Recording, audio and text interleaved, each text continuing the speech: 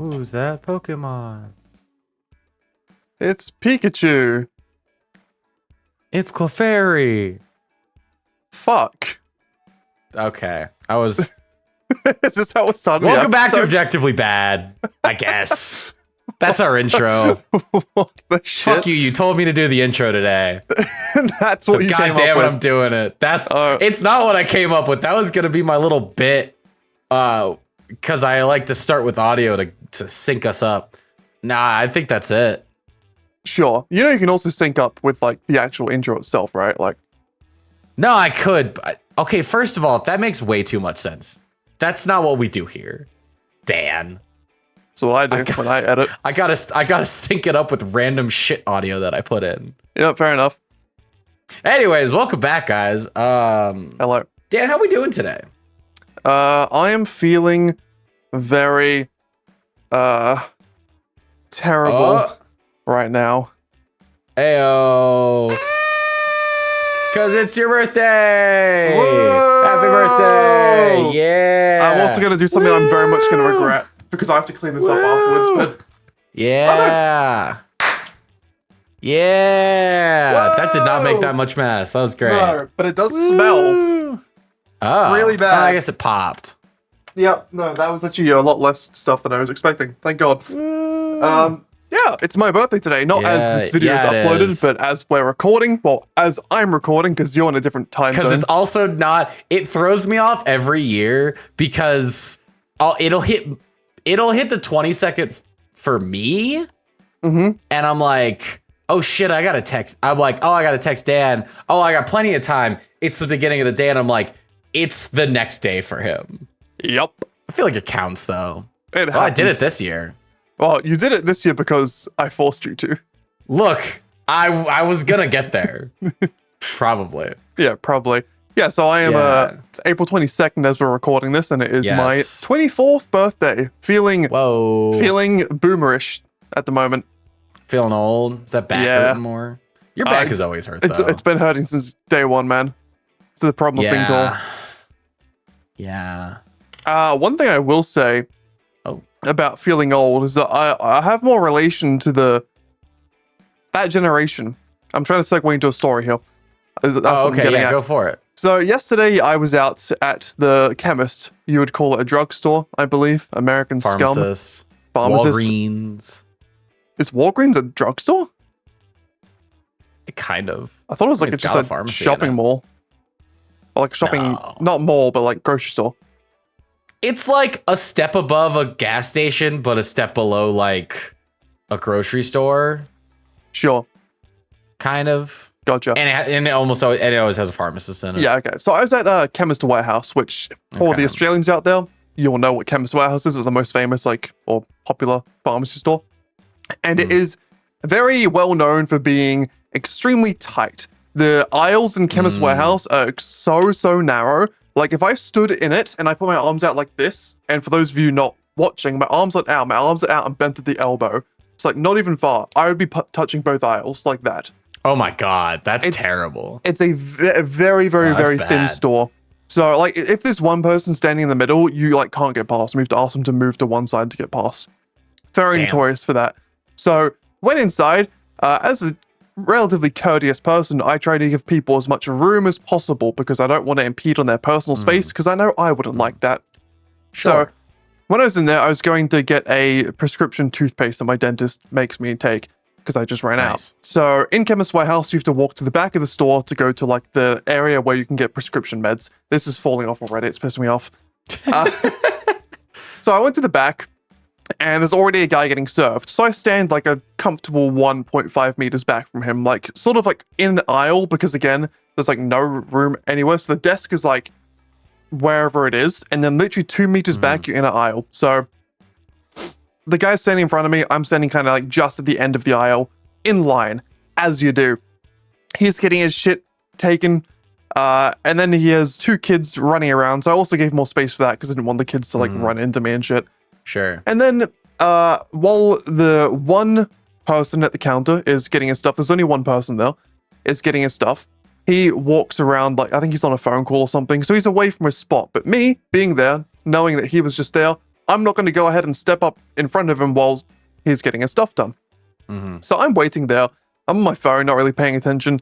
And then this like 40-year-old woman goes ahead and just walks in front of me and stands in front of me. Damn. And I was kind of like shocked at first because I was like very clearly in line. I was like facing the counter. Yeah. I was on my phone just standing there. Like, why else would I be standing in that position facing the counter if I wasn't in line? So it took me like a second or two to realize she's just cut me in line. And then this other guy on the other side that I couldn't really see because he was out of my vision because of the aisle. He mentioned to her like, hey, there's a guy there in line. And then she turned around and I was like, yeah, I'm in line here. Sorry. And then she looked kind of annoyed, but then like moved to the side of me. And instantly from like the look she gave me when she turned around, I was like, Karen, this is going to be fun. This is going to be great. See, what's funny is like, you're such a big guy. You can't You're so tall. It's not like you just casually walk, like you turn both you turn both ways and you're like, oh, I don't see anyone. Like you look up and you're there. Yeah. And like the normal thing to do in a situation like that is ask like, hey, are you in line? Yeah. Like just very a quick, normal like, thing, hey. not rude. Yeah. Quick interaction. But no, she didn't. And of course, she was very much the Karen stereotype. She didn't have the bob haircut, but she did have like blonde hair. I think like shoulder length, and she had like the sunglasses on, if you know what I mean. Yeah. Indoors. She had the Karen sunglasses. It was like perfect. Oh, brilliant. But she stood to the side of me, and it doesn't get much worse from here, but it was like just bad enough. It was like, oh God. So she stood to the side to me, and after like literally about a minute and a half, 2 minutes after this guy told her to move, and I was like, yeah, I'm standing here, sorry. And I also already mentioned that I'm standing back because there was a guy getting served, but he's just moved away for a second. Literally like a minute or two later, she turns to me with like the typical Karen like accent or voice on. She was like, well, if you're in line, you could stand a bit closer so I'd know you're in line.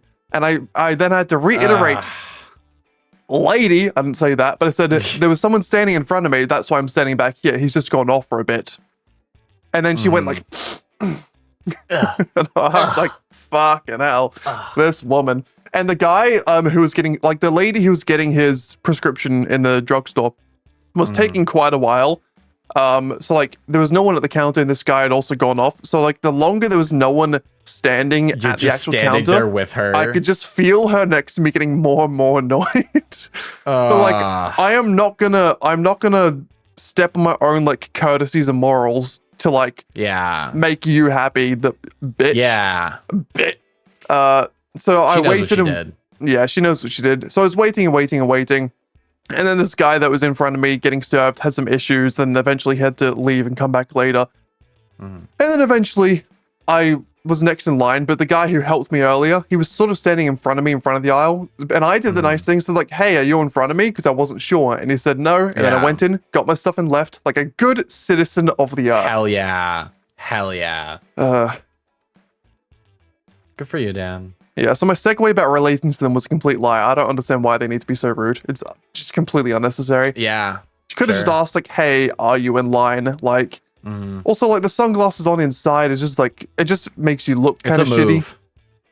Says the guy who's constantly on this podcast wearing his sunglasses. I do it a lot because I have, like, light sensitivity really badly, and I like to do it. But, like, in a situation, like, if I'm in, like, a regular grocery store where like you've self-checkout and there's like no real issue of you like bumping into someone or needing to speak to someone, I'll probably do it. But in like that environment where it's like very close and personal, I'm going to be speaking to a customer service person. I take out my headphones, I take off my sunglasses, so I'm like ready to be communicated with. And in that situation, some people, like, you can just tell she wasn't ever going to talk to anyone. Yeah, some people will remain on a call with you as they're like ordering or they're like going up to the pharmacist and they're like, you know, they're talking and then they go, yeah, I'll do this. And then they go back and it's like, no, hang up your phone. Like, it's obnoxious, Dan. I don't like it. If it's an important call, you say, not a fan. 1 sec, I'm going to put you on hold, I'm ordering. Put them on hold, order, go back to your phone. Yeah, go back to your call. Like, you don't have to hang up. You just be like, give me 1 minute. Do your order. Sometimes they'll like do the order and then there's still more parts to the order. Like they still have to like pay. They just go back to your phone. You're like, hey, you need to pay. Like, I'm going to ask you if you want more stuff. Yep. Can you, no, one thing get the fuck off your phone. One thing that pisses me off is that whenever I go to McDonald's and I'm like getting an order and like they call out your number when you want to collect your order, right? and you'll hear like orders go before you, and you'll hear the service staff what are they called? Cashiers, I guess.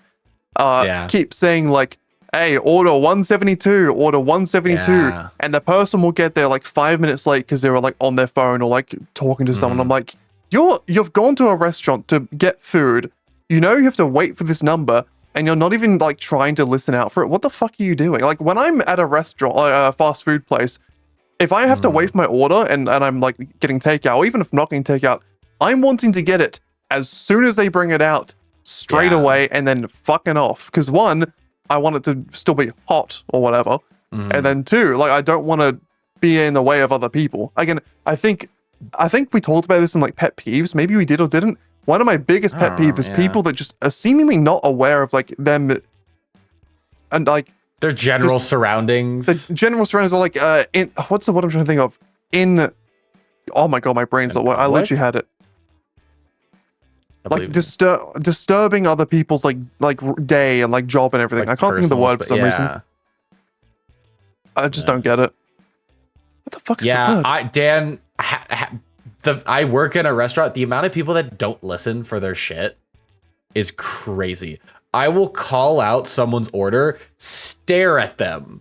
Usually they're not looking up, you know, because obviously if I stare at them and call their order, they're gonna pick up. But I will stare at them and say it so loudly, and they're just looking at their phone. And it's like, come on, man, you ordered like 3 minutes ago. I just do not get it. It's really baffling to me.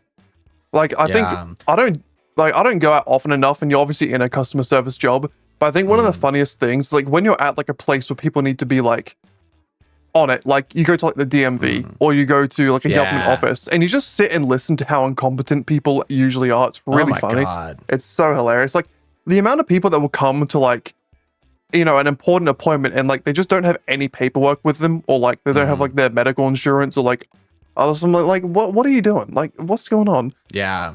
Like I get it if you maybe forgot like one thing or you missed one thing. Like sometimes the DMV is like, we require this, and this. Yeah, no, and like DMV sucks. When I was 18 and I was trying to get my driver's license, I think I missed like one thing. Yep. But like also government websites are terrible. But I missed that one thing I left and I came back. But some people are like, oh, you need, my license needs to not be expired. It's like, yeah, it does need to not be expired. You should probably make sure it's not expired when you're trying to use it as another, like, to show identification. Yeah, what I've learned through my job is no matter the intelligence level of someone, everyone is stupid. Yeah, that's because fair. I'll work with like, I'll like serve homeless people, and I'll serve like people at a university. Like also like tech jobs and construction jobs, all walks of life. They're all stupid in their own ways. They all don't think about things that they clearly need to be thinking about. A lot of it is just common sense, which I think is the most lacking form of intelligence in the world. I think a lot of times people view academic intelligence as the only form of intelligence. So if you have academic intelligence, you are superior to someone that doesn't. And I don't think that's the case, because I think there's common sense, there's social intelligence, there's multiple different realms of intelligence. And a lot of times people lack that, and then also just don't understand that like sometimes social intelligence is really important. I'm gonna let you know, I heard most of that. You were glitching out real hard for a second. I think I got you there. I did look at you and I was like, he's really holding this one facial expression real hard. And I was like, yeah, he froze. Okay, no, you're good. But I agree. I think you heard me. That's good. We mentioned before, like in university, like I think in my university, I don't know about yours, but like for like the IT course, they made a specific unit about how to like present and speak and communicate to people, because IT majors are notoriously bad at social skills, which is fucking hilarious. I think there needs to be a university course on like common sense or like something in that realm, because so many people just don't fucking, or like planning, like not just like business planning, but like when you live your life, you need to plan to like, when you go to the airport, make sure you have the stuff you may need in that other country. I don't know, like or beyond like time management. That's kind of a hard thing to teach. No, I suck at it, but I took a computer science class that was like a junior or like third year level computer science class. It was incredibly easy. It was actually known as an easy A, but I thought you were going to put that on as like a nose for a second. No, I'm an owl. I could put on his nose. I wouldn't be able to speak though. Like my voice is like this now. Oh, I guess it's too big. Yeah, don't do that. We don't. Yeah, there you go. You're a unicorn. Mm-hmm. Yeah. But it was like essentially intro to design. It's called human computer interaction. So it's like, well, it's exactly that. It's getting normal people to interact with your things, which is so funny because a lot of people in computer science make things that work, but like the interfaces are often terrible. Oh, dude, I had a class for themselves. I had a class that had like a bit of UX design, and like they were talking about like, oh, this website looks great, but to scroll, you have to go horizontally. I'm like, no normal person's figuring that shit out. No one is. Well, like when I go on my phone and you have a website that has like no like hamburger menu to like open up tabs, and like the only way you can get to different stuff is like scrolling down and like clicking on random things and going around. I'm like, that's bad design. It may look cool, bad design. You should get to anything from the top menu. Yep. Or like a side menu, but I think most menus should be on the top. Yeah, it was like really basic design stuff that I was taking a more design-based course, and I had done my freshman year, and it was just funny because it was like, oh, this is like a junior level class. Oh, this is also difficult for some people. Like it was so basic, and obviously everyone's gonna have a different skill set, but like it's really funny to see those type of skills, which are really important because if you're making something, it's almost always for people, whether it's for a couple people, for millions of people, but like it's kind of like it's the social skills that are important. Moving on, Dan, I noticed you didn't ask me how I was doing. That's because I don't care. Fuck. But can you do it? It's a really good segue for me. I really need this, Dan. Fine. Chad, how are you doing? You know, I'm doing great, Dan. Nay, I don't think that's the right word. I think there's a better word for how I'm doing. Oh, God. I would say I'm doing fantastic. 4. That's right, fantastic. Yeah, 4. Fantastic 4. Yep. Thank you. I like how quickly you realized I was going to say that. No, I saw it coming. Marvel put out another Fantastic Four trailer. So that's cool. Dan, what do you think? So I only watched it for the first time now, like before the podcast. 20 minutes ago? Yeah? Yeah, pretty much. The trailer 21. overall, like, it looks good. I'm comparison is the thief of joy. That's the phrase, right? And I just have such a soft spot for the original Fantastic Four movies. I'm still really struggling to like see these characters these actors as the characters. I think the new Sue Storm and the Thing look really good to me. I'm happy with them. I'm still like, to me, the judgment is still out for Pedro as Reed.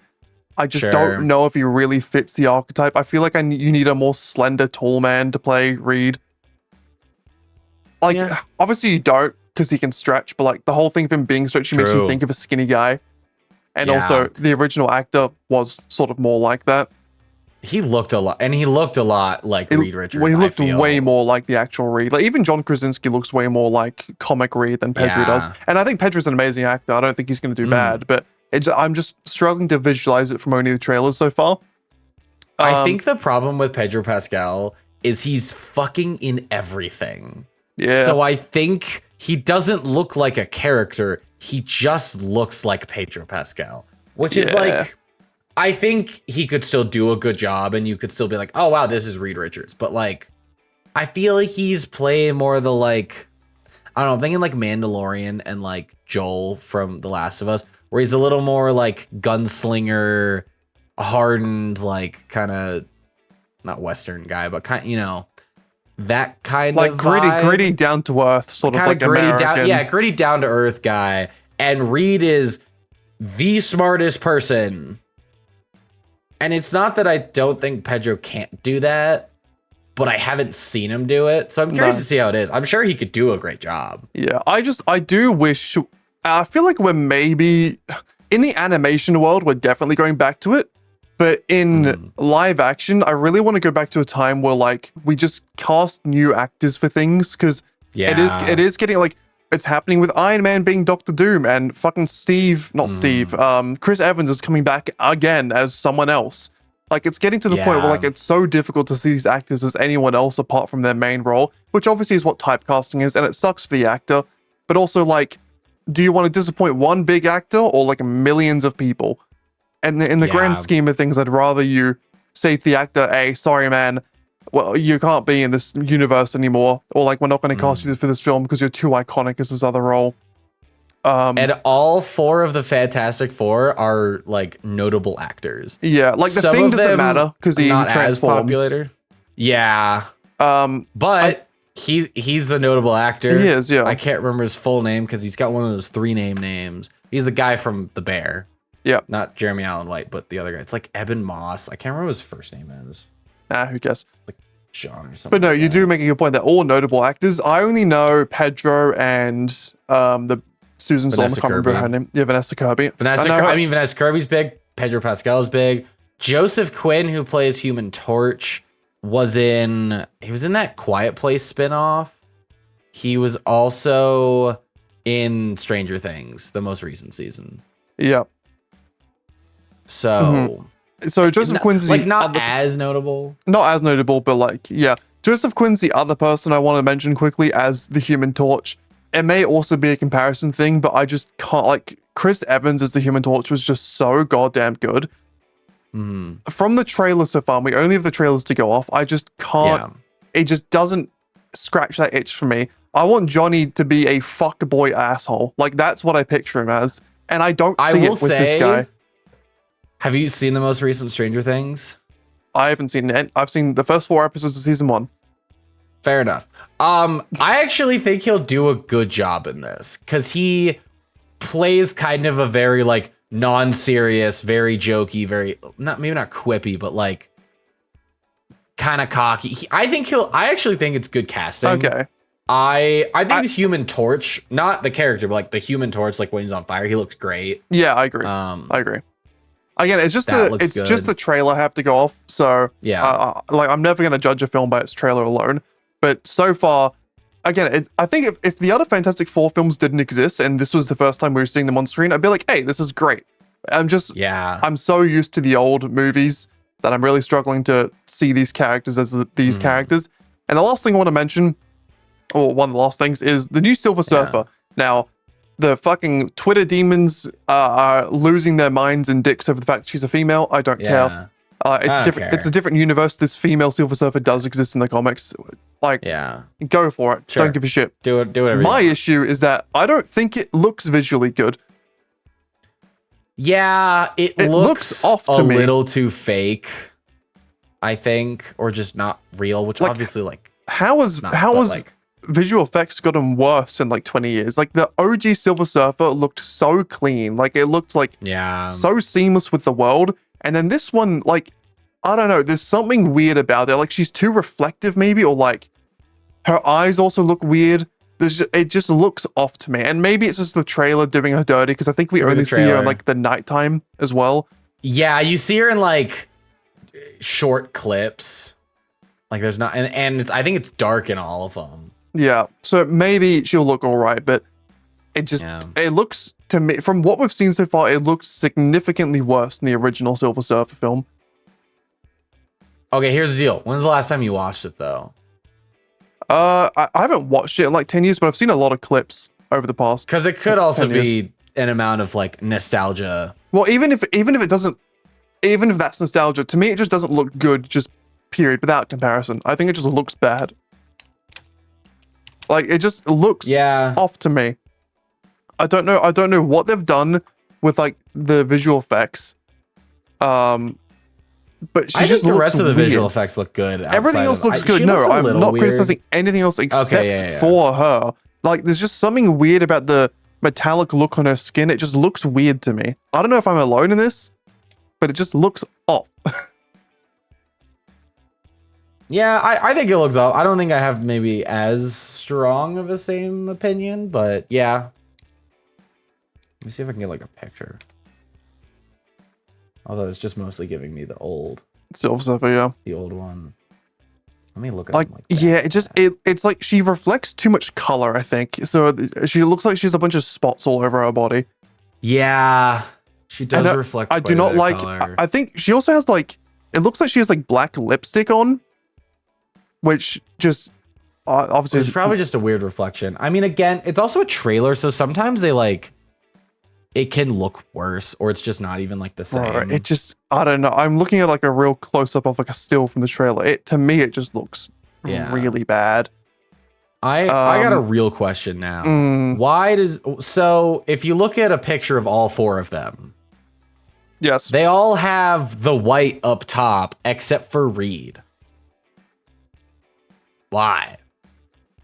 Like they're all matching, and then Reed has like it's just all blue. Although it looks like a slightly different shade of blue. Because he's the leader. I guess. That's the only reason I could think, really. Honestly, I don't know why else. One reason I could think of is they might have tried to animate him stretching and it looked weird, so they made his suit blue instead. Honestly, that could be part of it, or maybe that like the in-universe and the in-universe explanation could be like that white material doesn't stretch as well. Yeah. I don't know. It doesn't matter. I'm just curious. It will be interesting that we, from the trailer at least, are getting another movie with the Silver Surfer and Galactus. Oh, really? And I'm curious. Yeah. Well, did you watch the trailer, right? There's a little shadow of Galactus. Yeah. What are they? Galactus is in this movie though. Yeah, that's what I'm saying. Yeah. What? You said another movie. I said another. Yeah, this is the second movie with Silver Surfer. I thought you meant Galactus after this. I'm like, what? Oh, no. Sorry, I meant this is the second Fantastic Four movie with the Silver Surfer and Galactus in it. Yeah. Specifically. No, I expected that as well. Which isn't necessarily weird, but like... I'm a bit shocked. Maybe they're keeping it secret. I'm a bit shocked that Doom isn't in this. I'm almost annoyed that they've showed off the Silver Surfer and Galactus, because it's like... Okay, we know the big bads already. Like, I mean, Silver Surfer's not necessarily bad. It's kind of a weird character, but like, I already know Galactus is in it. Okay, we know Silver Surfer's in it. I mean, I think they've pretty much every like big villain since Thanos, they've like fumbled the introduction. I think Thanos was done so well, wrong, and they built him up. Maybe they do it really well, but like, I feel like Disney and Marvel have just been giving us all the information in their trailers nowadays. I don't know if we've talked about this before, but this is going to be a really weird, like, different, out of left field explanation example, but stay with me. Okay. In Call of Duty Zombies, right? Okay, yep. Tangent. So, there's been a lot of criticism about the storytelling in Call of Duty Zombies over the past 5 years or so. Because the community is very notorious for like breaking down like Easter eggs and ciphers and codes to figure out information about the game and all this cool stuff. And that's why COD Zombies has such a massive community, because there's so much cool storytelling information. But over the past like 5 games or so, instead of giving all the information, these like cryptic ciphers and like images found around the map and stuff, they've just started telling people. Like there was a map that came out 2 years ago or something, where there was a interview with the developers before the game, and they were like, yeah, this map takes place in this place at this time, and this is where it fits into the story. And all the fans are like, what the fuck? We want to like figure this shit out for ourselves. What do you mean? So coming back to Marvel, I think they've got to a point where like, instead of letting the fans figure stuff out and all these cool little details, they're like, here it is. A movie. I am curious what the plot will be, because from the looks of it, it's like, okay, so first of all, Sue's pregnant. So they'll have Franklin Richards maybe in another movie, or maybe in this movie. I hope to God it's not Franklin Richards. Isn't he? Is he the first kid though? I mean, I guess they could just do it in opposite order. I think she's a different kid first. Kid? Okay, maybe not. I can't remember. Franklin Richards is kind of like the big one. She's Valeria. I don't know. I mean, they could change it. Obviously, it's a different canon. But if they do a Franklin Richards straight away, that's a bit of a concern, because if you don't know who Franklin Richards is, he's basically one of the most powerful characters in comics. Like he created a fucking universe at 5. Like he is like he's like way more powerful than anyone. Like he's like Thanos with the Infinity Stones times 100. Like he's like stupidly strong. And if you bring him into the like Marvel Cinematic Universe now, I don't know how the fuck you go anywhere up from there. True. Although you could also just not scale him that powerfully. And I think a lot of comic book movies do this because at any given point in the comics, there's like 100 different characters who are like, oh my God, they're the most godly, most powerful character. The Flash feasibly just wipes everyone. But in the movies, they don't do that because it's like, well, it's not really interesting if he just wipes everyone. Yeah.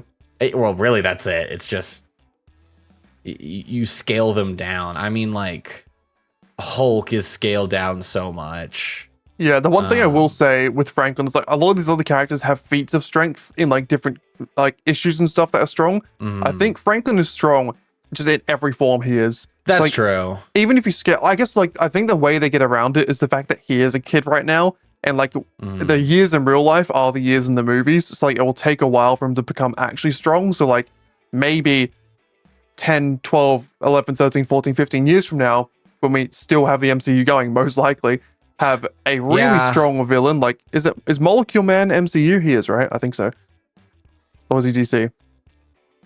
I'm forgetting now. No, Molecule Man is Marvel. Molecule Man. He is Marvel, sure yeah. So Molecule Man is maybe the most powerful, like, non-godlike being in comics or in Marvel. I could be wrong. I mean, again, there's different issues. Strong. He's pretty strong. He can basically rearrange like atoms and like do a bunch of shit. He can do whatever he wants to atoms. Stupidly strong. And like if he became a big villain, Franklin would be a good person to like help put up against him. But at the moment, like Franklin, like I don't know, I'm not that knowledgeable, so I don't know if I should say this, but I think Franklin, like say like a 15-year-old Franklin, like one-shots Galactus. Like I don't think it's even close. Yeah, I also don't know enough because I haven't really read any Fantastic Four comics, but from what I have heard, yeah. Or he at least like one-shots like any of like the normal like city like globe level villains, which then begs the question, if it's like similar to the question with like the Avengers being there when other stuff happens. It's like, if this threat's here, why are we not just sending the most powerful guys to just get rid of them instantly? Yeah.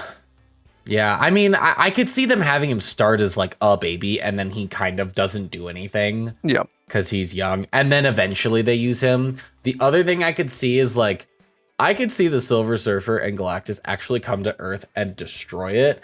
And the last thing they do is like Franklin Richards or someone essentially like resets the universe or sends them to another universe, through the multiverse. Yep. And then they go to the mainline universe and they come in and they're like, just there. I wouldn't be shocked if that's how the movie ends. They don't kill Galactus, but they get sent to the mainline Marvel universe. That's what I think is probably going to happen. Yeah. Because it also takes place in the 70s. In the trailer where it's all like the seats, that trailer with all the seats with like the actors' names for the Doomsday movie? Is Pedro in that? I think so. I think Pedro or Vanessa Kirby are both in that, which means they're going to end up in the mainline universe somehow. I think all of them are. I think the easiest way for them to do that is either one, Reed is the smartest man in comics, basically. One of them. He could build a thing. Probably. Or, like you said, Sue gives birth and a little baby, Franklin Richards, teleports them to a different universe. I think those are the most likely outcomes. Honestly, if they do Franklin Richards kind of like Jack in The Incredibles, where he's just a sort of mess doing a bunch of random shit, that'd be really funny. I think that would be really fun, and I think that would work. I think maybe all 4 of them are confirmed. Yeah, all 4 of them are confirmed. Yeah, so they'll get to the mainline universe somehow. It could even be a thing that overlaps. Who knows? It could even overlap with like the old Spider-Man movie where like all the portals open. They could go through one of those, and it's just like the time period sync up. I don't know. I'm also curious about this casting because they throw in some people that are like old X-Men, which is weird, but they also throw in fucking Channing Tatum, who was like a joke or like a bit in the Deadpool movie. Oh, I think it's confirmed that Professor X and Magneto, Professor X, Magneto, like the young actors are coming back. I think the old actors are the old actors. Okay. I mean, fair enough. Yeah. Well, it's also, they've confirmed some like weird ones. Like, I don't think Mark Ruffalo is confirmed. Yeah, I don't think everyone in the seats is everyone as well, Jeremy Renner. No, of course not. But like, I don't think Jeremy Renner's confirmed. I'm also just curious because if they're doing a Doom movie, like, are they going to introduce him in the film and then he's going to be the big bad? I think that's what's going to happen. I feel like it needs to be like Thanos. He needs to be at least like. I agree. Well, I think what it's going to be is he's going to be introduced in that film. They won't defeat him in that film. He'll like Doom will like. This is my prediction. Doom gets introduced in that film. They fight him a bunch to the point where Doom like retreats back to his country, like Zargovia or something. Latveria. I'm thinking of a different thing.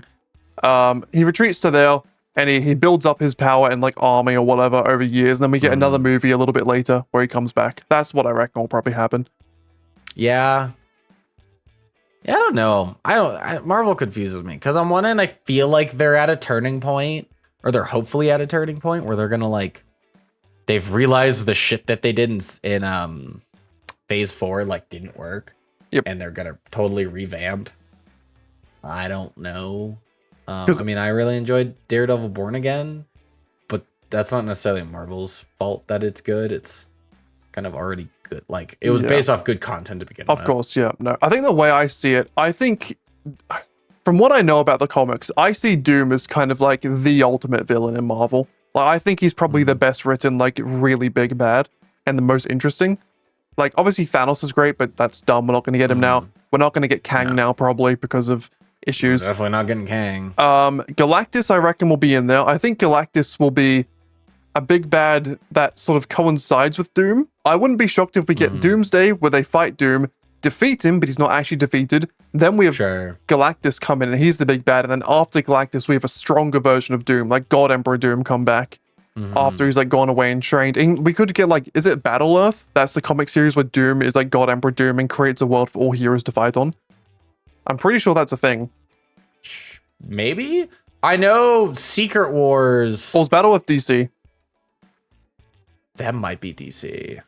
I might be thinking. There's Battle World. Like Battle World, that might be it. That's Secret Wars. At least there's been multiple Secret Wars. The original Secret Wars is the only one I've read. Doom isn't the one that puts everyone on that. It's like, I don't know, some cosmic being. I can't remember what it's called. And Doom is on it, but he's not like in the control. Beyonder.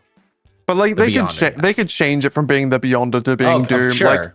Like they can do whatever they want. I wouldn't like what I'm saying is basically I reckon we could get like a still very strong but weaker version of Doom now they have to fight and defeat, and then he comes back in a later film as like the God Emperor Doom, where he's like stupidly strong, and we need like Franklin Richards at full power and all these other things to defeat him. Because like otherwise, if they defeat him in this one film, like you've just wasted one of the coolest characters in comics. Like what the fuck are you doing? I don't think they will though.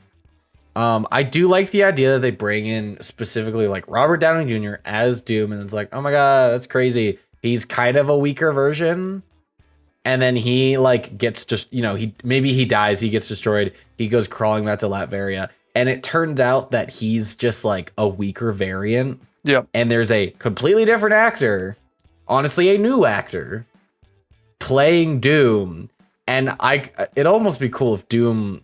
That version of Doom kills the RDJ version of Doom. Yeah, and you get RDJ for like one, but that's too good of an idea for Marvel. It is, sadly. I could be wrong. I agree. I don't know. They just know that like celebrities sell. Unfortunately. You know what else sells, Chad? What else sells? Remakes of the Elder Scrolls series. Yeah, they do.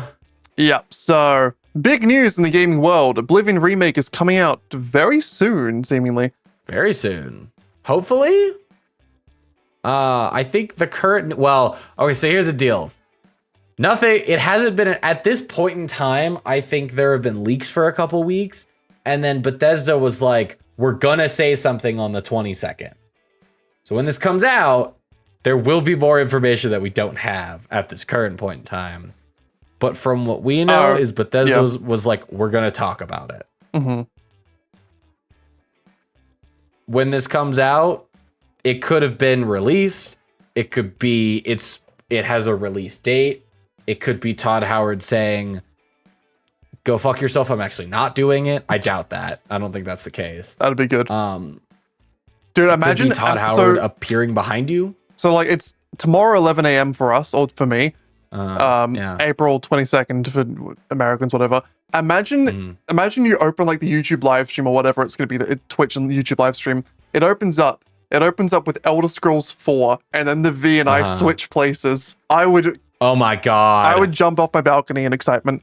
They're not going to do it, but that would be like the coolest way to announce a game like ever. They just like turn them around. Oh. Dad, why'd you give me that idea? That's so cool.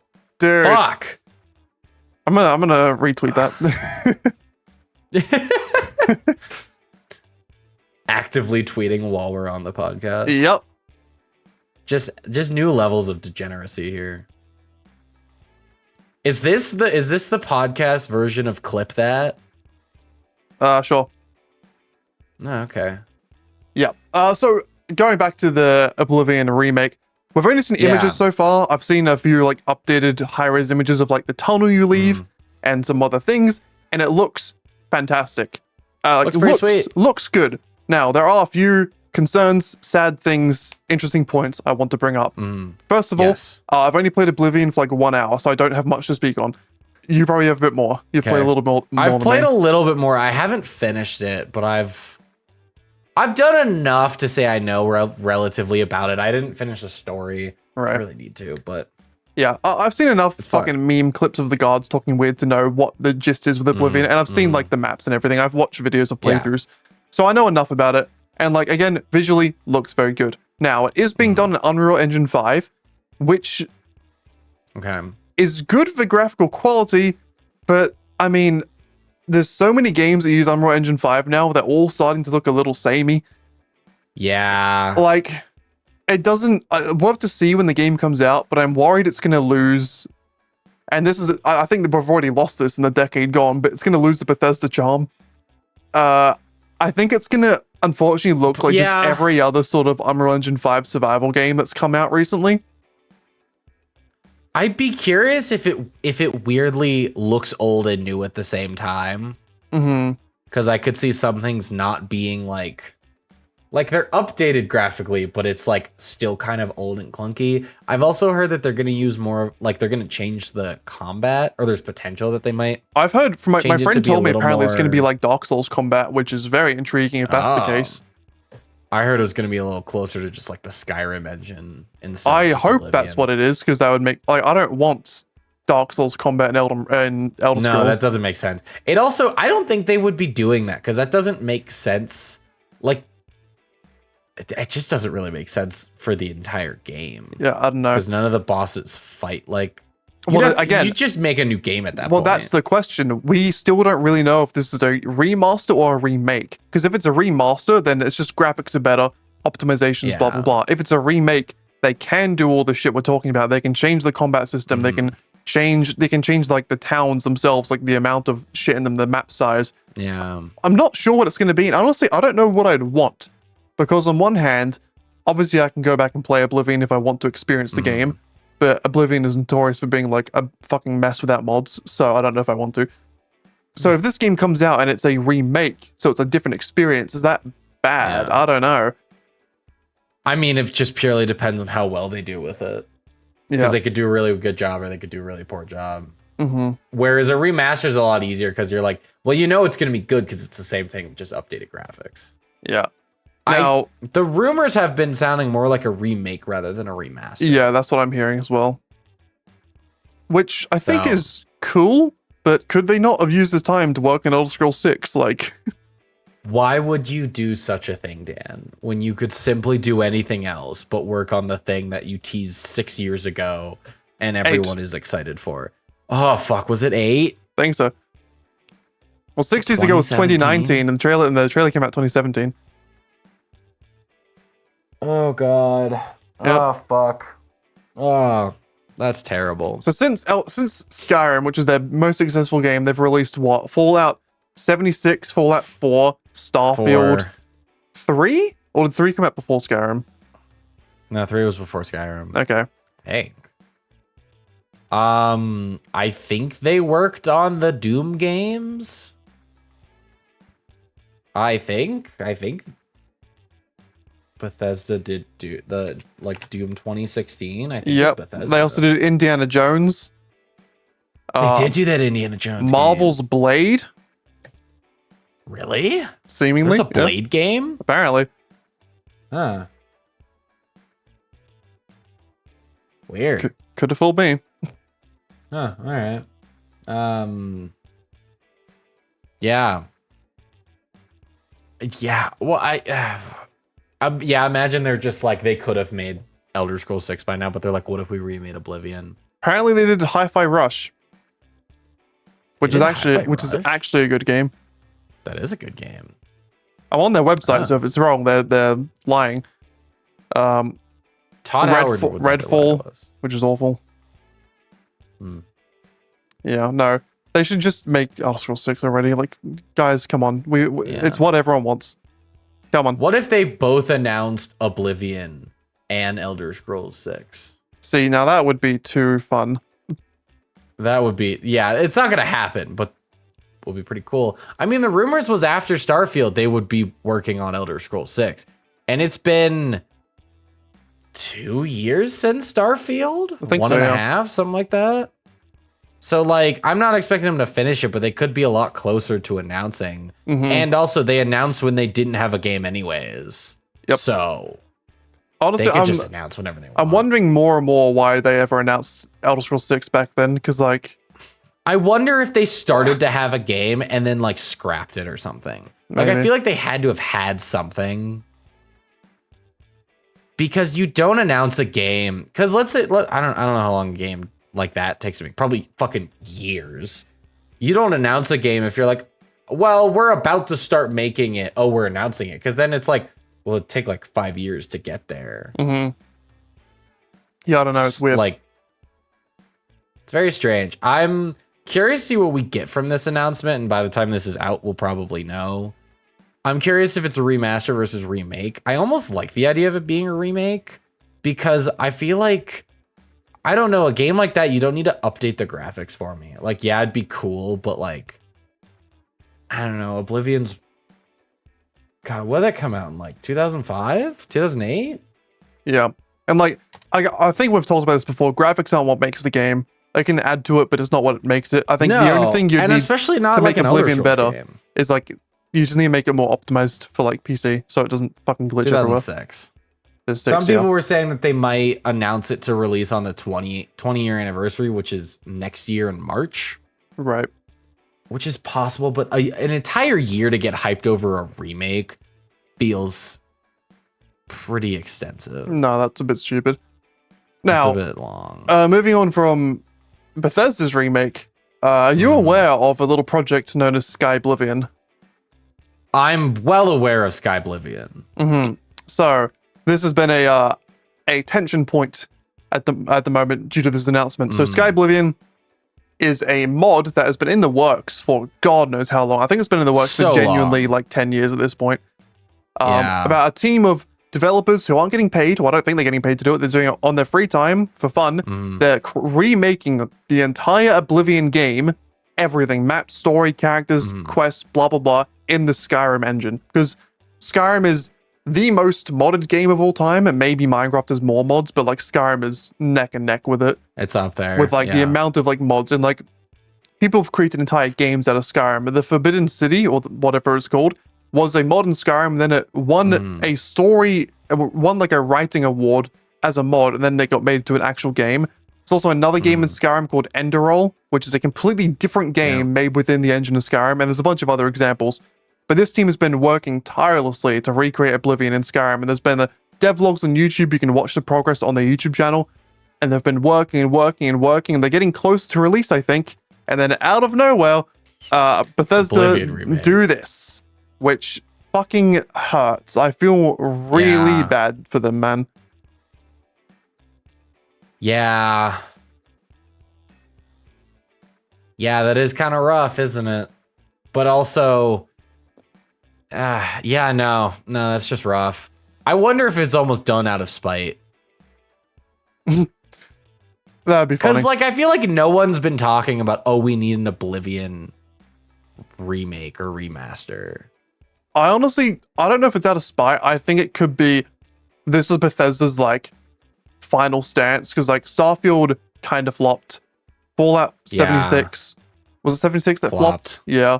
It flopped even real hard. Apparently, it got better eventually. Yeah, and Fallout 4, while it was good, it was no Elder Scrolls, it was no Oblivion, it was no even Fallout 3, I think, was better received. Fallout 3 was better. And Fallout New Vegas was like much better received. Which so, like, the best part is it's not Bethesda that made Fallout New Vegas. Yep. So I think Bethesda, if they're realizing, oh shit, we still have like another 5 years before Elder Scrolls 6 is probably ready. We don't really want to risk another new IP like a Starfield. We're not going to make a Starfield 2 probably. What the fuck do we do in the meantime to keep us above water? Remake Oblivion. I generally think that's probably what's happened. I could see it. It keeps them relevant. It keeps people excited. I also think, I mean, Bethesda and the modding community have butted heads a little bit when, I don't know, years ago, when Bethesda put out their own like modded service, but you had to pay for it, and I think Bethesda was the one that got the money. Yeah. Or maybe it was the modders that could put it on, but it's like, well, like Bethesda hired really some of the most notorious modders in the community to make mods for them. Yeah. That was the thing, but yeah, you had to pay for them. I don't know if the modders got like super well paid. But it annoyed the community in the sense of like, oh, these aren't free anymore. What the fuck? Which I don't think really like fully went through. Like you can still get free mods. Like you could do it off of like Steam and like Nexus. Oh yeah, no, if you're playing on PC, you can get mods. It's mainly on console that it's difficult to do without console, without that. But yeah, I think obviously they're going to be two very different games. Because if the Oblivion remake is a remake, that's going to be a very different experience to Sky Oblivion, which is more of a It is a remake as well though, because I think I've watched some of the devlogs and they've said like, while they are trying to stick to the true Oblivion experience in the Skyrim engine, they are also like adding a new things. Like I think they're trying to like expand some of the towns, add some new quests that maybe like weren't finished. Because I think a lot of modders, it's also a different game engine. That as well. Like the combat is similar, but it's not the same. No. So, it's a remake. Yeah, but I think the devs of Sky Oblivion, I may be wrong with this, but I think they went into like the Oblivion source code and found some quests that were like unfinished or never made the full cut of the game, and they're adding those as well into Sky Oblivion. That's sweet. And adding new stories. So they're going to be two very different experiences. I think playing both of them could be fun. It just depends when they both come out and like the quality of them and some other things. Yeah, imagine if Bethesda put out an Oblivion remake and then Sky Oblivion came out right afterwards and just no one played the Bethesda version. I mean, it's been a known thing for a long time that like modders and like indie developers, we talked about this last episode, typically make better products than actual AAA studios nowadays. Because they seem to care about it more. They care about it more. It's also easier to adjust something that is already made rather than to make something from scratch. Of course. But they often care not about the possibility of making money, but purely about the content. Yep. I'm curious to see how it is. I want to know how much it sells for. Because Sky Oblivion, I think, would be free. Yeah, probably. Or probably cheap, if not free. God, imagine if they release this as like a $60 game. I think they will. I wouldn't be surprised, and I don't know if I'd buy it because I think have Oblivion. Again, if it's a remake, I can understand why they would think that's fine. If it's a remaster, then that's... I mean, we say if it's a remaster, that's crazy, but look at The Last of Us. They've been doing it for fucking 10 years now, and they release it full price every time, baby. I mean, Skyrim does it too. Yeah. I feel like they keep releasing it at full... I mean, God, I'm going to go on I think Skyrim releases more like 40 now. But yeah, it's still expensive for what it should be. I want to see how much it is on the Nintendo store right now. Well, Nintendo store's different. We've discussed that. Nintendo are greedy bastards. No, but I am curious. On Steam, it's pretty cheap, I'm pretty sure. It's always cheap on Steam. No, okay, so it's technically full priced at $70, but they're all on sale.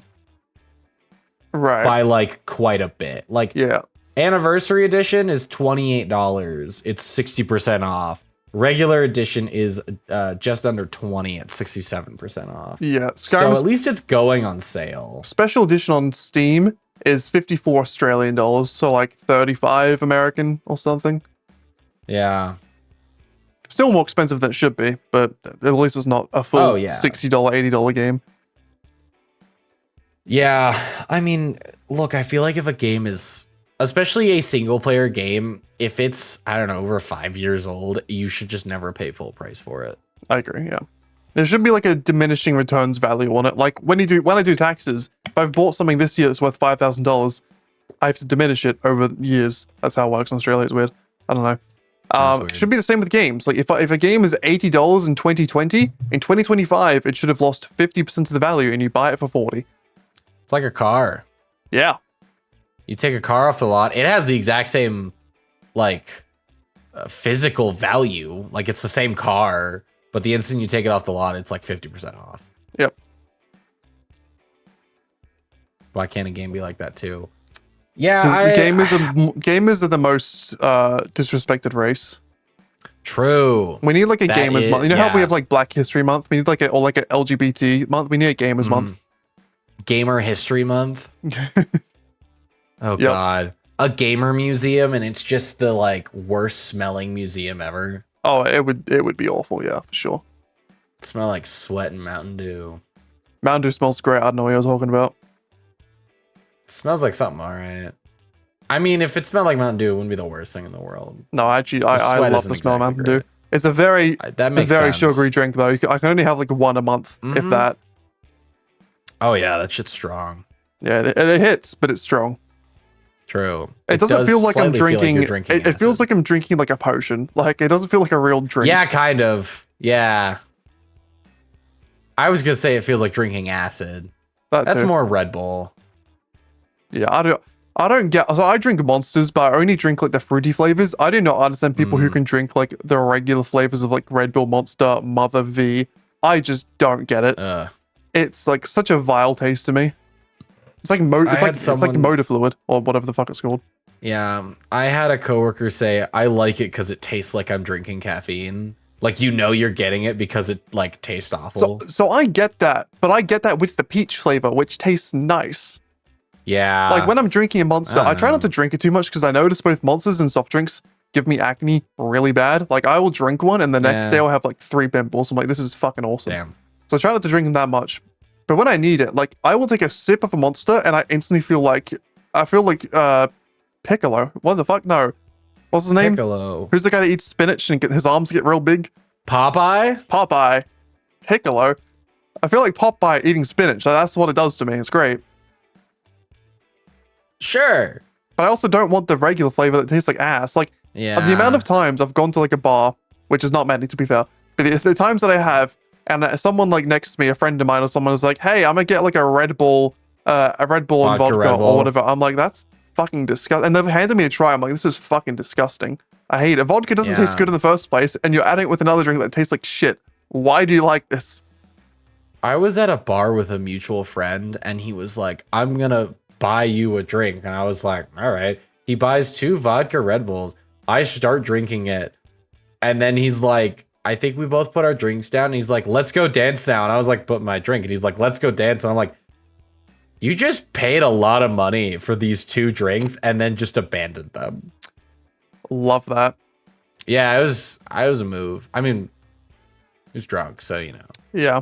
I mean, on the lines of bad drinks, I don't know if this is a hot take. Well, I know it is because of us friends. I think gin and tonics are fucking disgusting. I think I think it's my least favorite like popular drink. Obviously, I think like absinthe or something's probably worse. But like out of like stereotypical popular drinks, I think gin and tonic is vile. Oh yeah, because it's just I actually alcohol. Don't really like. Yeah, pretty much. It's all right for It's all right. I personally, I actually don't think there's really any hot, I guess, negative takes against alcohol, because alcohol inherently tastes bad. You just get used to it over time and eventually learn to like it. Yeah, fair. But back to remakes. I got a question for you, Dan. We've talked about this Oblivion remake. Let's say it's a full-on remake where like they update all the graphics, they change the combat system, they maybe add some stuff to it. Let's say it's really good. Let's say it's pretty sweet. What is a game that you would love to see be remade? Cooking Mama. For VR. I want to be real close to her. Oh, Dad. Oh, What? no. What? Oh, buddy. Serious answer. I thought that was a serious answer. Well, it was, but I'll give another serious answer. Sure. Honestly, first thing that came to my mind is Jak 3 from Jak and Daxter. Oh, okay. Like Jak and Daxter in general, like the whole like original trilogy, I think remaking that would be so fun. Because Yeah. I feel like we don't get many of those types of games anymore. Like the old, like Ratchet and Clank, I feel like those sorts of games aren't really a thing. Like they're sort of like, I don't know how to describe it apart from like semi-open world 3D platformer combat games. That's like the closest way I can describe it. I think Astro Bot is like in a similar world, which was very well received. Mm-hmm. And I think as much as I disrespect Mario, I think like Mario Odyssey, or is it Galaxy? Which one is the open world one? Odyssey. Both. Odyssey's a more recent one. In like similar fashions, but like Ratchet and Clank, I know there's been a few Ratchet and Clank games over the past sort of 5 years. But Jak specifically, like Jak 3 is one of my favorite like PS2 games of all time. It was the game. Have you ever played it? No. Damn. So like Jak 3 was really cool because like you had like the regular, like you were in like a desert sort of like oasis city for this. And like you'd have like the regular town you could walk around in and do missions in and stuff. But then there's this really cool feature that none of the other games had, where there's this giant fucking desert where you could only go in there in like a car and like different vehicles, and there were different types of vehicles with different like abilities. Like one of the cars could like jump really high, one had like a speed boost, some had weapons, and like you'd roam around this desert and like you could do races with other like with like the NPCs. You could fight enemies, you could get to like secret areas and climb up and find shit. It was so fucking cool, and I'd love to see that game come back. What would you want to see be remade about it? Obviously, like let's say graphics get better. What about it do you want not to change, but like improve or add on, or what do you want out of a remake? Because I do want to specify. I'm asking remake, not remaster. Yeah, that's a good question. It's difficult for me to say because I don't remember it enough to say specific points I'd want remade. Well, like even like, would you want the combat system to become more robust? Maybe it's a little like finicky because it's an older game. Well, yeah, I think that would be like the main things. It'd be like, because I think the game came out like 2004 or 3, so it'd be basically just bringing all the systems up to modern day standard, like where it's a lot less clunky and like easier to use. Like I guess like with like the car desert system, make the desert bigger, give us more cars that are more interesting, give us more weapons, because like both Ratchet and Clank and Jak are games where you have like a weapon wheel and you can upgrade your weapons. So giving us more weapons would be really cool. Give us like more mini games where you can play as Daxter and like go and do cool shit. Gotcha. I guess I'd be more interested in a remaster, an actual remake. Okay. Oh, that's a good question. I guess just expand upon some of the things. Yeah, but I'm trying to think of a game that a remake would be better for. I have kind of weirdly a very topical one for you. I think it'd be interesting to see some of the older GTA games be remade within the GTA 5 engine. Right. And I say this, funnily enough, not having not played any of them, but I see all these I don't know if it's one guy or multiple guys, but I get like YouTube shorts of comparing like doing something in a GTA game across like 5 GTA games. And it'll be like shooting a plane, and like the first 3 or 4 of them, they're like nothing happens. It's all basically just like cosmetic, or not cosmetic, but like nothing really happens. But then by the time you get to like GTA 5, it's like most things that you interact with, something happens. Yeah, for the most part. I'd be curious to see some of those older games because, you know, I think a lot of people praise like the stories of those games a lot, but like gameplay wise aren't as much. It's kind of the same thing with like Morrowind to Oblivion to Skyrim. It's like Skyrim was the easiest and like most accessible game to play, whereas like Oblivion gets a little bit harder because it's a little less intuitive, and Morrowind gets a bit harder because it's a lot more open. And there's almost like, it'd be really cool to put Morrowind in like the Skyrim engine. For sure. There's a lot of cool stories and stuff, which I mean comes back to Oblivion Remake, but yeah, no, I do agree with that. What else? I'm going through my Steam library trying to find some games that Oh, that's a I'd good want to idea. remake. I'm finding a lot of games that'd be cool to remaster, and a lot of games that like would be cool to have like a sequel of. One game I will mention that would be cool to have a remake of is Mirror's Edge, which is one of my like. I only played it for like 8 hours, but it was one of my favorite like games I've played. It's such a fun parkour system, and it's such a satisfying game to play. I wish we got another Mirror's Edge game that was just like way bigger. Like I want like it was open world, but I want like an even bigger open world with more shit to do. I want to be running for days. Like Mirror's Edge is like the perfect type of game where like if you have nothing to do, you can run around in that city for ages. It's so fun. I think there was talks for making another one, but they just never ended up doing it for whatever reason. Which kind of sucks. But that would have been awesome. Man, I just had one. I got 2. What was the other one I was thinking of? Oh, I think it'd be cool if like The Witcher 1 was remade to have the same combat system as Witcher 3, because I tried to play Witcher 1 and that combat was janky as fuck. It would just be cool if the combat was a little better. So I think the story was supposed to be good, but the combat was like, they have really announced a Witcher 1 remake. Oh. We just don't know. We just don't know when the fuck it's gonna happen. Yeah. I think this actually is a good one. I'd love to see Batman Arkham Origins be remade. When did that come out? It was the 3rd one out of the 4, but it was made. Why do you want specifically the 3rd one to be remade? Because the rest of them are good. Better. Well, okay, so the reason I say it is there's a cool story in it, but like the open world sucks. Right. The open world is just like weirdly really empty, and it's really annoying to get around in. And I remember like the story being really interesting. Like it's a younger Batman, but it's someone hires a bunch of different people to try and assassinate Batman. And it's him fighting all these villains that are like actively trying to kill him. And there's an incredibly good like Deathstroke fight that's really fun. Came out in 2013. I think that'd be really fun if it was remade and like they made the open world city better. Like I just remember it being like empty. And compared to like Arkham City, Arkham Knight, like it didn't feel empty. It felt a lot more vibrant. It also just felt like poorly made. Maybe I was just on a PC where I like had lower graphics or something like that. Right. But I just remember it kind of looking bad.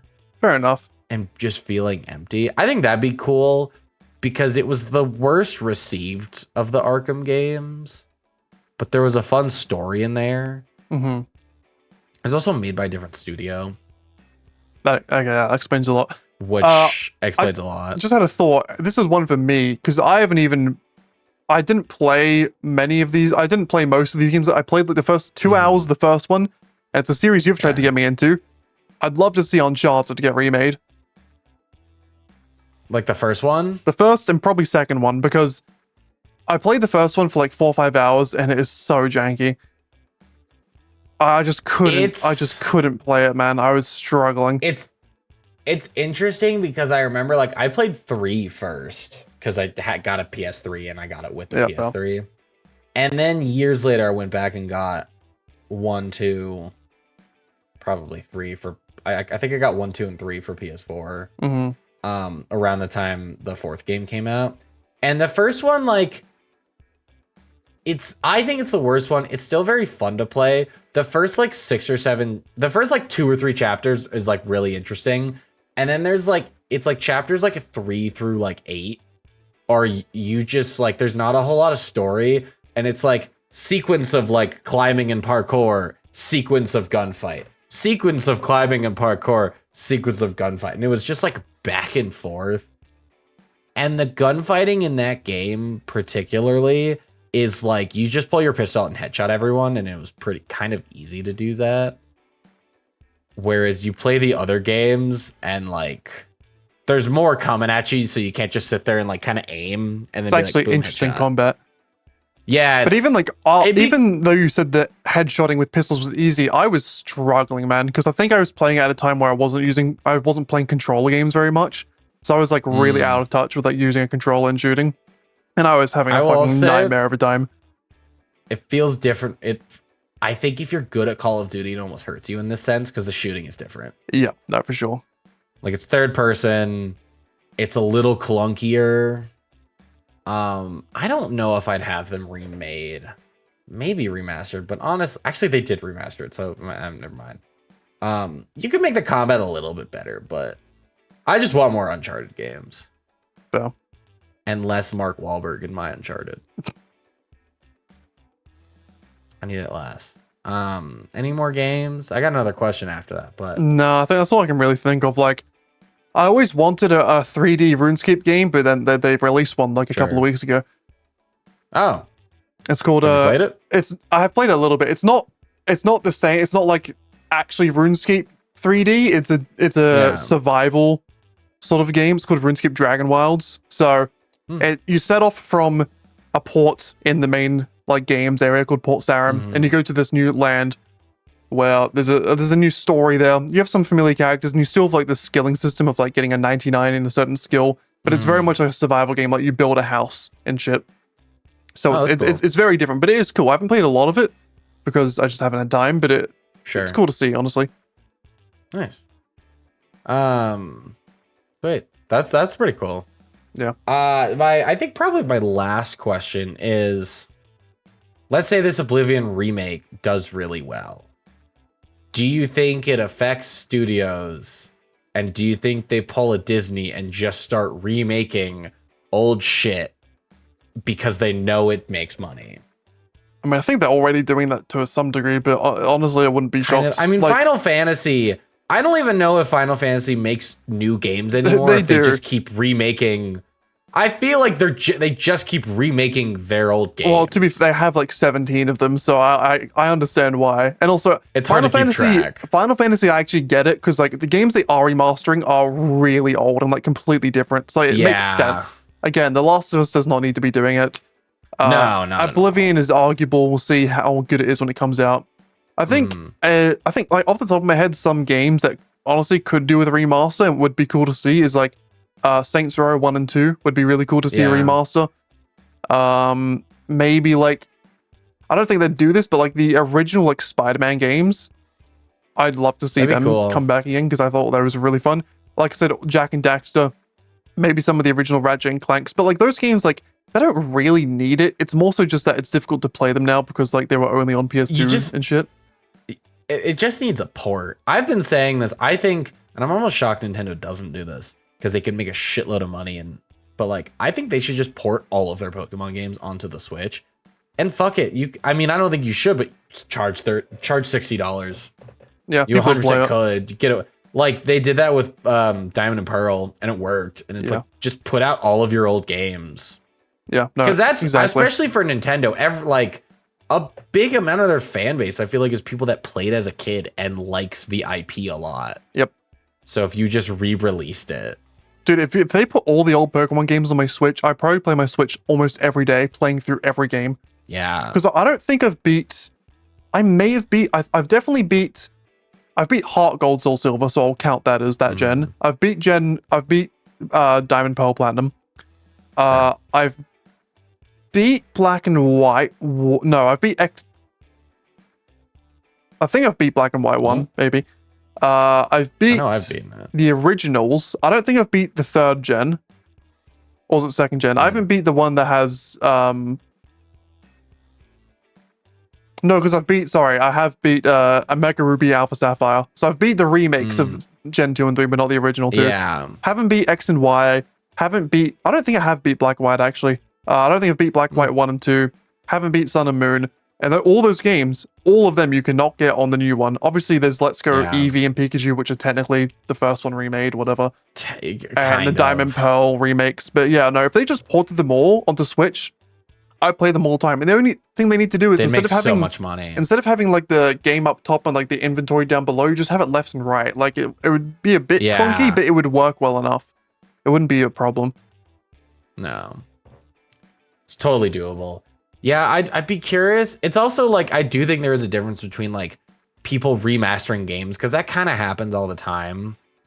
But like, if Oblivion is a remake, where they like updated enough where like they've actually had to put effort in. I'd be curious if studios started to do that. I could especially see failing studios start to do that. Like imagine Ubisoft like remaking one of their like Assassin's Creed Brotherhood. I was gonna say when you're talking about remakes, like remaking some of the old Assassin's Creeds would be cool. With like higher end graphics, maybe an extended map. And I could see Ubisoft doing it because I feel like they're not doing so hot. I actually think Shadows did very well, but oh, okay. Yeah. No, there are still like a lot for sure. They haven't hit as hard as they used to. I mean, Call of Duty tried it that one year when they released Infinite Warfare. They also did Call of Duty 4 Remastered, which actually was a really fun game. And I think they were going to do MW2 Remastered, but then only did the campaign for some fucking reason and not the actual multiplayer, which is what everyone wanted. That's an interesting choice. Yep. Yeah. And then they did the thing where they made Modern Warfare 1, 2, and 3, but they weren't remasters. They were just a reset, which was a very strange decision.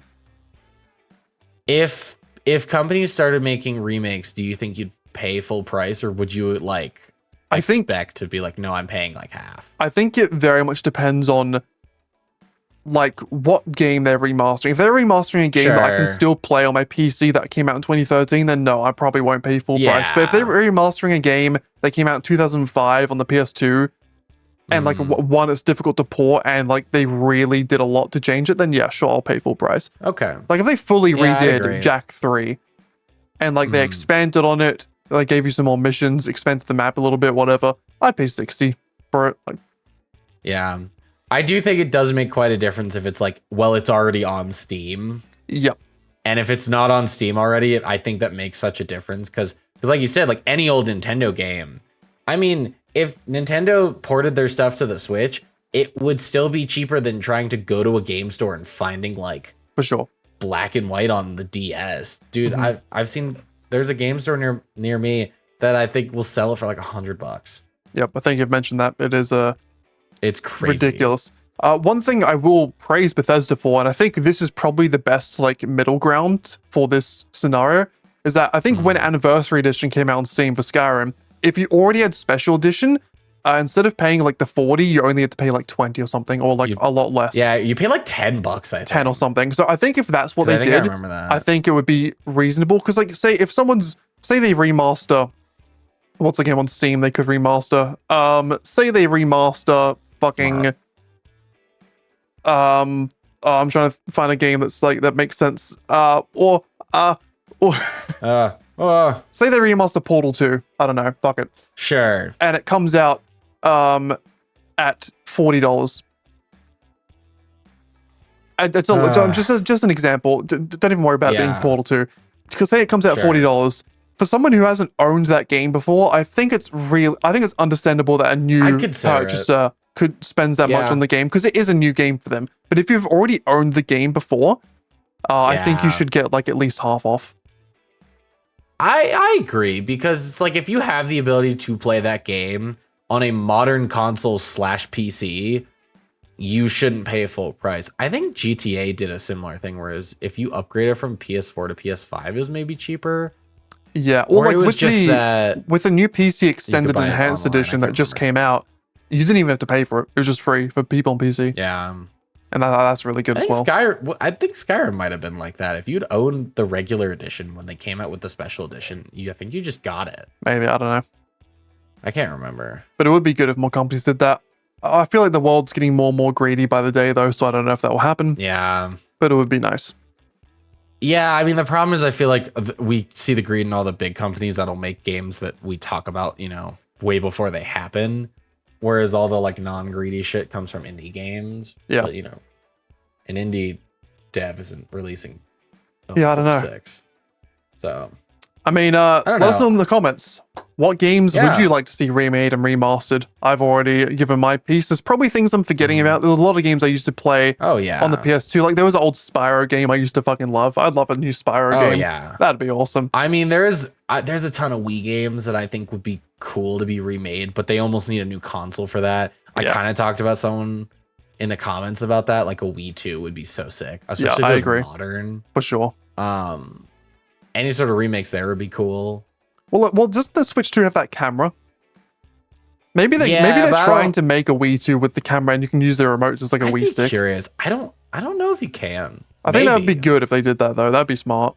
If they could, That'd be cool. honestly, if they could duo the Switch as like a Wii, and like you could use the remotes as like Wii remotes and use like that little camera that they send with it, and you can play like old Wii games. I think that would make the Switch 2 insanely cool. worth it. I'd buy it like instantly. They also, I know, like the regular Switch, when you play Mario Kart, you can like tilt it like you do with the Wii. So there's like some So level I'm of sure it's motion, possible. but yeah, I don't know. I don't know. Yeah, let us know in the comments. Got any games you'd love to see remade or remastered, or thoughts about the Oblivion remake? Someone more knowledgeable than us, maybe. Yeah, or honestly, just someone in the future, because by the time this comes out, all of our questions may be answered. Probably, most likely. Probably. Yeah, and also, that's the timing of it if you all. haven't already, subscribe, because it's my birthday as I'm recording. Yeah, That means you're legally do it. required, otherwise you're mean. You're actually legally required to just play our videos on a loop. Yeah. For the rest of the day. Mm-hmm. Do it. And because you missed it, because this is coming out a couple days later, you should feel extra guilty and do it 2 days. Yeah, exactly. Yeah. That'd be fun. Yeah. All right, well, Dan, I think that's a good time to end it. have the happiest days of birth. I will, man. Yeah. Yeah. Woo. Woo. Where's my thing? Wait, where's my where's my You need the popper again. Oh. Does it repop?